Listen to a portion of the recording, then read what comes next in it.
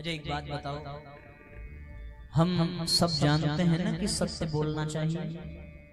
कौन कौन जानता है? हाथ उठाओ जरा। सब जानते हैं कि सच बोलना चाहिए।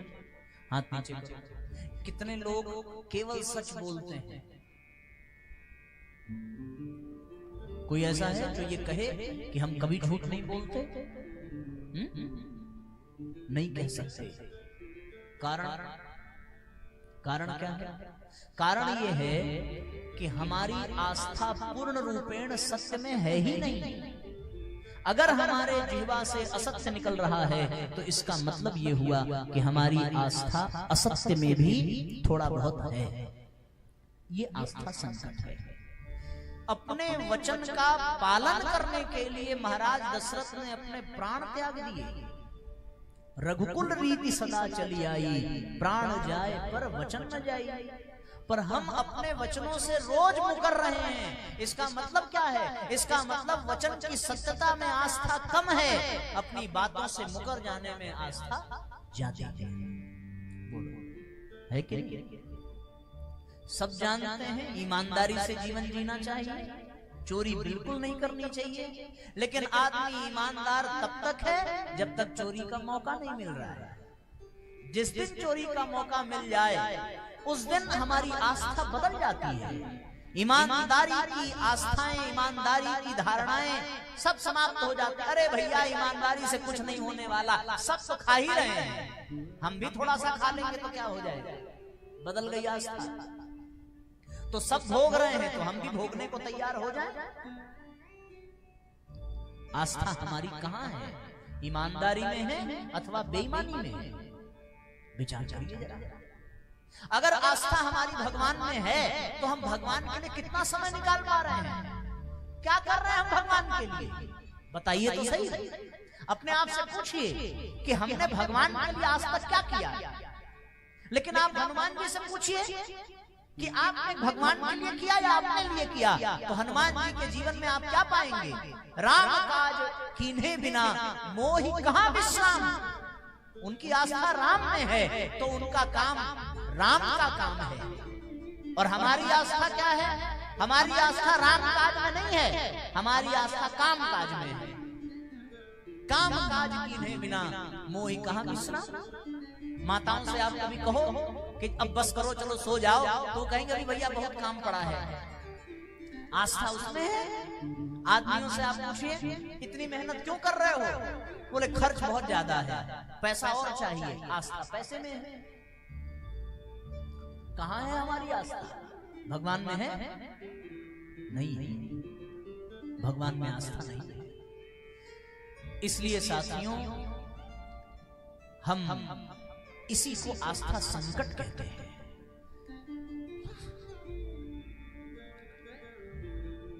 हम भगवान के लिए समय नहीं निकालते। हमारा सारा समय केवल शरीर और परिवार, अपने शरीर को सजाने में और परिवार के भरण पोषण समाप्त हो रहा है। तो हमारी आस्था शरीर में है, हमारी आस्था परिवार में है, हमारी आस्था भगवान में नहीं है। आप अपने आप से पूछिए, ये शरीर है, इसके भीतर अंतरात्मा भी है। हमने जो किया अपने शरीर के लिए किया। खाने पीने की व्यवस्था किसके लिए कर रहे हैं? शरीर के लिए। कपड़े लत्ते की व्यवस्था किसके लिए कर रहे हैं? शरीर के लिए। स्नान इत्यादि किसके लिए? शरीर के लिए। सुख सुविधा संसाधन किसके लिए? शरीर के लिए। मन के लिए? हाँ साहब, मन के लिए भी किया। मोबाइल खरीदी मनोरंजन के लिए, टीवी देखा मनोरंजन के लिए, चुटकुला सुन लेते मनोरंजन के लिए। मन के लिए भी किया, शरीर के लिए भी किया, क्योंकि आस्था शरीर के लिए थी, आस्था मन के लिए थी। लेकिन इस शरीर और मन के भीतर आत्मा भी है। आत्मा के लिए क्या किया? क्या हम आत्मा के लिए कभी स्वाध्याय करते हैं? क्या हम आत्मा के लिए कभी ध्यान करते हैं? क्या हम आत्मा के लिए कभी भजन करते हैं? कितनी देर करते हैं? कितनी आस्था है हमारी आत्मा कल्याण में? नहीं।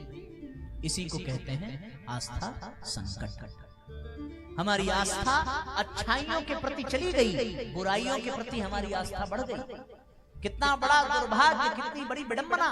पहले लोग बुरे काम छुप करके किया करते थे, लेकिन आज अच्छे काम छुप के हो रहे हैं।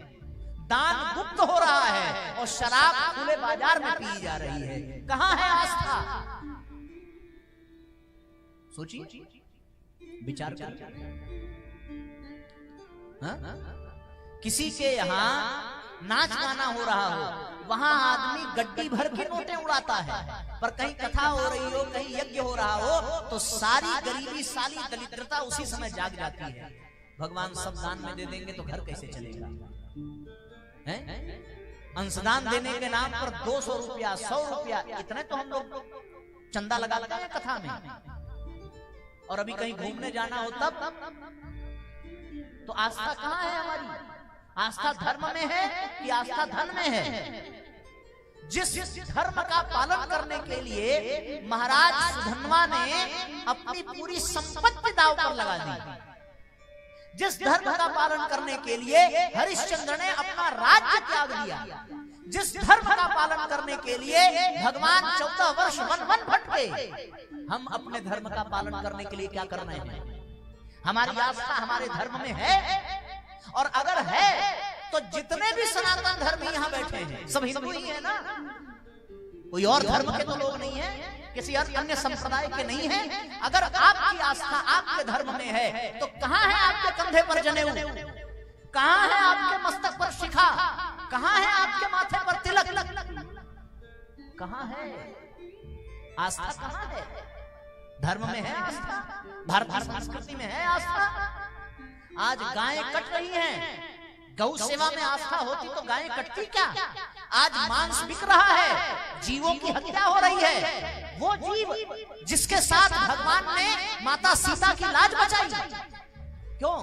वही जीव थे ना, वही बानर थे जो भगवान की सहायता कर रहे थे, वही गिद्ध थे जो भगवान की सहायता कर रहे थे, और हम उन्हीं पशु पक्षियों को मार के खा रहे हैं। आस्था कहाँ है?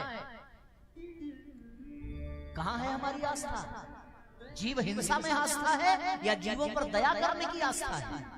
इसी को कहते हैं आस्था संकट। जब सत्प्रवृत्तियों से आस्था हट जाए, जब दोष दुर्गुण दुराचार समाज में बढ़ने लगे, तो ये जान लीजिए कि आस्था संकट आ गया है। जो लोग महाभारत के युद्ध में सम्मिलित हो रहे थे तो देश विदेश के सभी राजाओं को पत्र गया था कि जिसे जहां इच्छा हो वो उस राजा की ओर से युद्ध करे। तो जिसकी आस्था धर्म में थी वो आ गए युधिष्ठिर की ओर, और जिसकी आस्था अधर्म में थी वो चले गए दुर्योधन की ओर। कहां थी आस्था? भगवान कृष्ण ने अपने आप को दो भागों में बांट दिया कि एक तरफ मैं निहत्था रहूंगा और दूसरी तरफ मेरी नारायणी सेना रहेगी जो कभी मरती ही नहीं है, उसे कभी पराजित किया ही नहीं जा सकता है। अर्जुन की आस्था कहाँ थी? अर्जुन की आस्था भगवान कृष्ण में थी। और दुर्योधन की आस्था कहाँ थी? दुर्योधन की आस्था भगवान की सेना में थी। परिणाम हम सबके सामने है। कहाँ है आस्था? एक संत बड़ी सुंदर कथा सुनाते थे कि भैया संत ने मिट्टी की मूर्ति निकाली और वो मिट्टी की मूर्ति भगवान राम की थी। उन्होंने कहा किसको किसको चाहिए? सबने हाथ खड़ा कर दिया, हम भगवान राम की मूर्ति लेंगे। पर ध्यान रखना ये मूर्ति मिट्टी की है।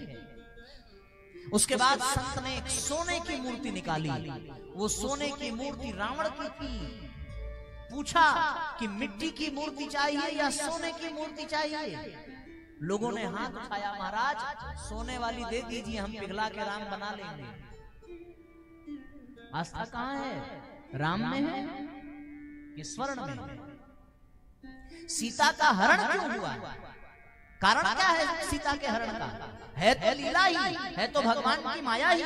पर सीता की आस्था, माता सीता की आस्था राम से बढ़कर सोने के हिरण में हो गई। तो सोने के हिरण के लिए माता सीता ने अपने से राम को दूर कर दिया, और दूर कर दिया तो सीता का हरण हो गया। सीता माता रावण के द्वारा छली गई। कारण क्या था?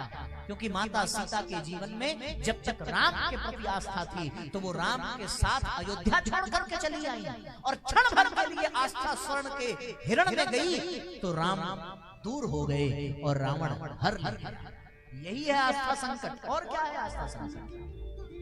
और फिर जब सीता की आस्था जगी तो फिर जो सोने के हिरण के पीछे लालाई थी, उन्होंने सोने की लंका को भी कभी दृष्टि उठाकर देखी तक नहीं। वो तो वहां भी राम की प्रतीक्षा करती रही, और राम में आस्था थी तो राम ने उन्हें मुक्त कराया। सोचो कहां है आस्था? हमारी आस्था धन में है, धर्म में नहीं है। हमारी आस्था दुर्गुणों में है, दोष में है, दुष्प्रवृत्तियों में है, सत्प्रवृत्तियों में नहीं है। हम भले नारे लगा लें, दहेज प्रथा बंद हो, दहेज नहीं लेंगे, दहेज मुक्त विवाह करेंगे, पर जहां पैसा मिलने लगेगा वहां चोरी से ले भी लेंगे। आस्था खत्म। यही तो हो रहा है समाज में। तो भैया एक बात जान लीजिए, इसी को कहते हैं आस्था संकट। और जब ऐसी विपत्ति आ जाए, ऐसी स्थिति बन जाए,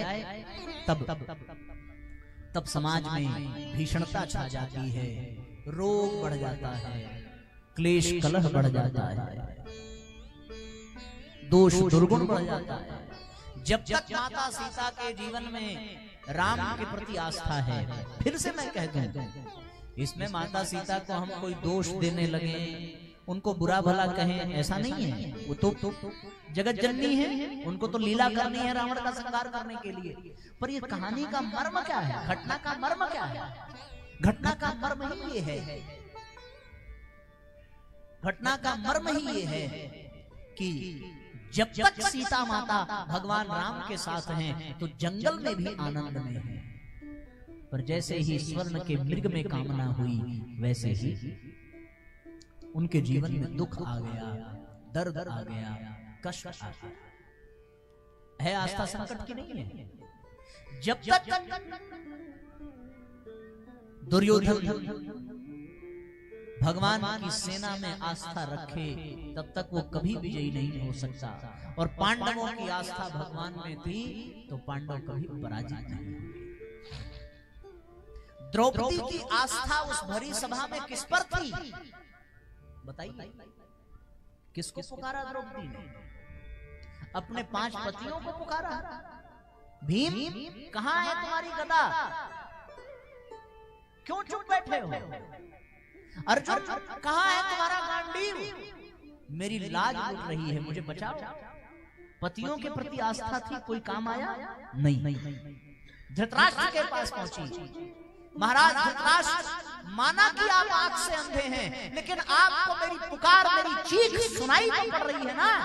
आपकी सभा में आपके कुल खानदान की बहू के वस्त्र हरण हो रहे हो और आप कैसे चुप बैठ सकते हैं? क्या यही वो सभा है कौरवों की जिसमें अपने ही घर की बहु बेटियों की इज्जत लूटी जा रही है? राजगद्दी के प्रति भी आस्था काम नहीं आई। पितामह भीष्म के पास गए। आपने इसी दिन के लिए ब्रह्मचर्य व्रत का प्रण लिया था कि अपने नेत्रों के सामने अपनी पौत्र वधू के वस्त्र निकलते देखें, उतरते देखें। पितामह के नेत्र झुक गए, आंखों में आंसू भर गए।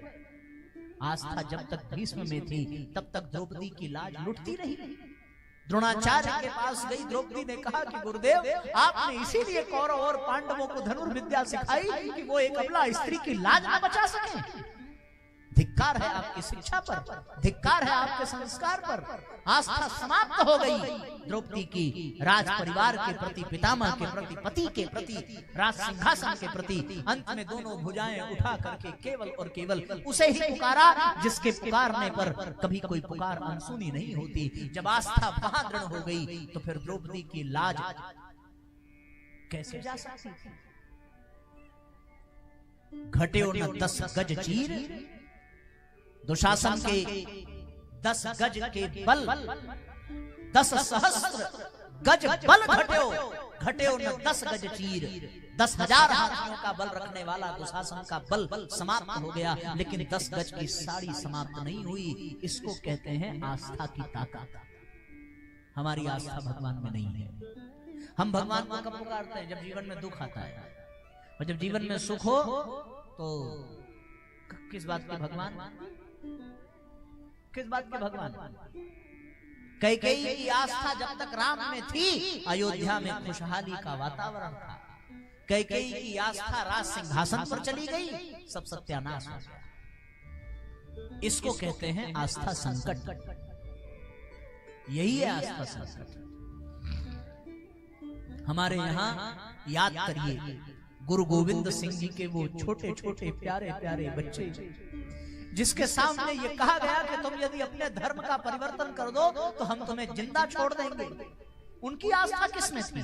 उन्होंने कहा कि हम गुरु गोविंद सिंह के लाडले हैं, मर जाना स्वीकार है पर अपने धर्म से कभी मैं हट नहीं सकता। न उन्होंने शिखा कटाई, न यज्ञोपवीत छोड़ा, न अपने धर्म को छोड़ा।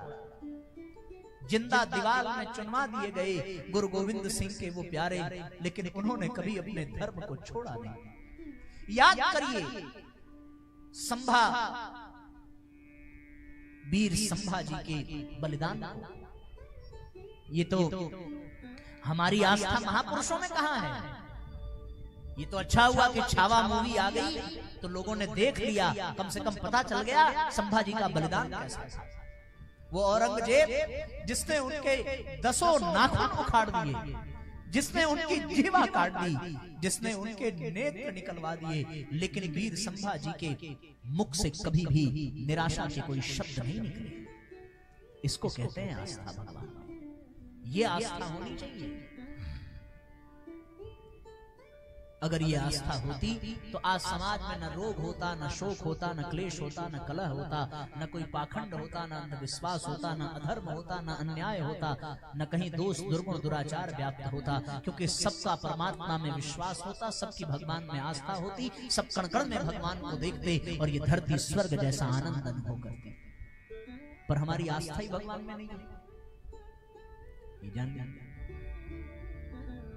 इसलिए साथियों अपनी आस्था को मजबूत करना होगा, तब जाकर के हम अपने जीवन की समस्याओं से बच पाएंगे। ये जान लीजिए।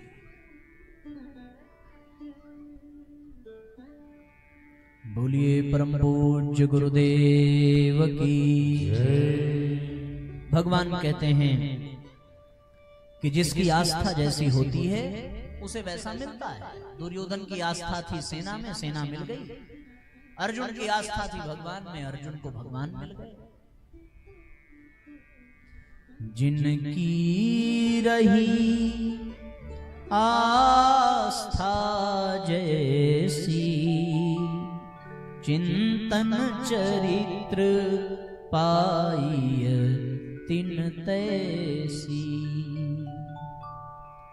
जिनकी रही आस्था जैसी, चिंतन चरित्र पाइय तिन तैसी। चिंतन चरित्र पाइय तिन तैसी। असद अनर्गल आकांक्षाएं, असद अनर्गल आकांक्षाएं। अचिंत्य चिंतन दुर्भावनाएं, अचिंत्य चिंतन दुर्भावनाएं। इनसे प्रेरित मनुज आचरण, इनसे प्रेरित मनुज आचरण।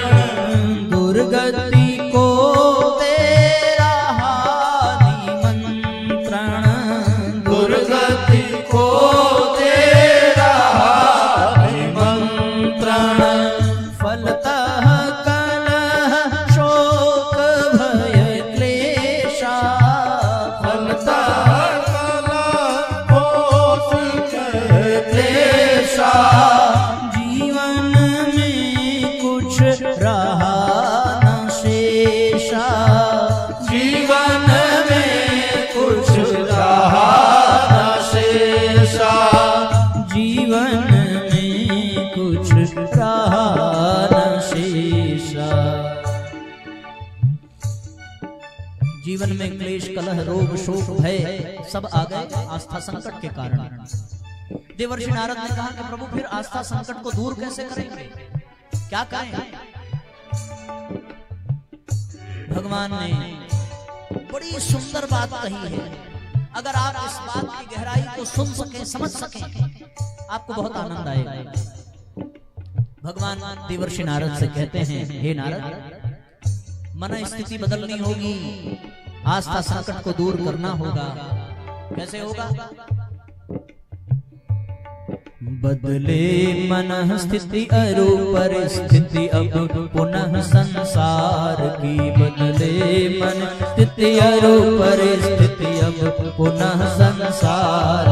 बन उत्तरार्ध श्री राम केशव तात बुद्ध अवतार की। बन उत्तरार्ध श्री राम केशव तात बुद्ध अवतार। इस निमित्त बनी यह योजना 24वें अवतार की। इस निमित्त बनी यह योजना 24वें अवतार की। मंगल करन कलिमल हरन है लक्ष्य प्रज्ञावतार की। मंगल करन कलिमल हरन है लक्ष्य प्रज्ञावतार की। है लक्ष्य प्रज्ञावतार की। भगवान क्या कह रहे हैं? भगवान ये कह रहे हैं कि हे देवर्षि, मन स्थिति को बदलने के लिए, आस्था संकट को दूर करने के लिए एक बार पुनः वही पावन संयोग बनने जा रहा है और अपने द्वारा दिए गए उस वचन का ही पालन करते हुए हम पुनः इस धरती पर अवतार लेकर के आएंगे। कैसा अवतार? किस प्रकार? बोले जिस प्रकार आज तक धरती पर हम अवतार लेकर के आते रहे, उसी प्रकार इस मानवता के उद्धार के लिए इस धरती पर फिर से आस्था को मजबूत करने के लिए, जन जन में दोष दुर्गुण कसाय कल्मशों को दूर करने के लिए हम मनुष्य शरीर धारण करके इस धरती पर आएंगे। और फिर देवर्षि नारद से भगवान ने कहा कि जब मानवीय पुरुषार्थ कमजोर पड़ जाए, आस्था संकट छा जाए, तो अवतार होता है। इसीलिए 23 बार की भांति पुनः सत्य करेंगे हम अपना प्रण। सत्य करेंगे हम अपना प्रण।